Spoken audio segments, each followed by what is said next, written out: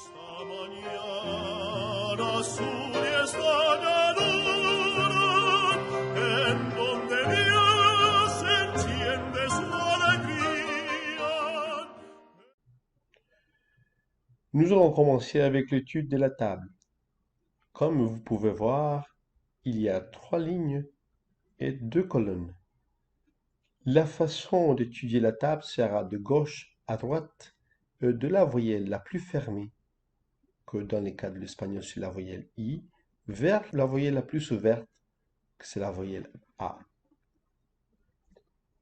Entre la première et la deuxième colonne se produira une extension de lèvres et un mouvement de la langue. Entre la première, la deuxième et la troisième ligne se produira une ouverture de la bouche. Nous allons étudier en détail chacun de ces critères. Mais comme je vous ai dit, l'objectif principal de cette vidéo, c'est de vous expliquer les fonctionnements généraux de la table et la façon de l'utiliser. Nous avons 5 voyelles en espagnol. On a déjà parlé de la voyelle I, la voyelle A. Nous avons aussi la voyelle OU, la voyelle E. Et la 5e voyelle, c'est une voyelle qui se trouve entre la voyelle O, comme dans le mot chapeau, et la voyelle O, comme dans le mot pomme. C'est la voyelle O. Il y aura des moments où chanter sur un O fermé va nous aider à des raisons techniques.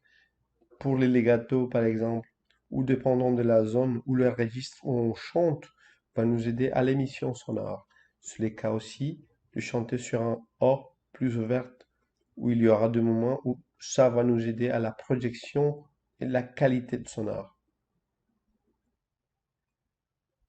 Nous avons ici en bas le son E fermé.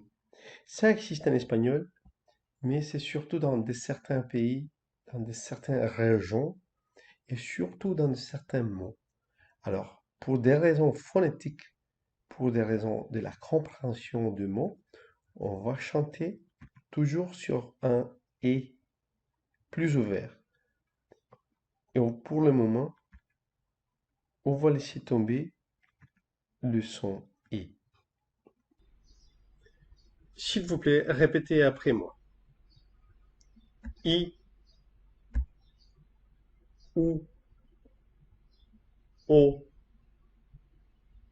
o, et, a. Encore. I, ou, o, o, et, a. Très bien. Dans la description de cette vidéo, je vous laisse le lien pour la prochaine capsule vidéo. Là, on va commencer à étudier la relation entre l'ouverture de la bouche et les voyelles en espagnol.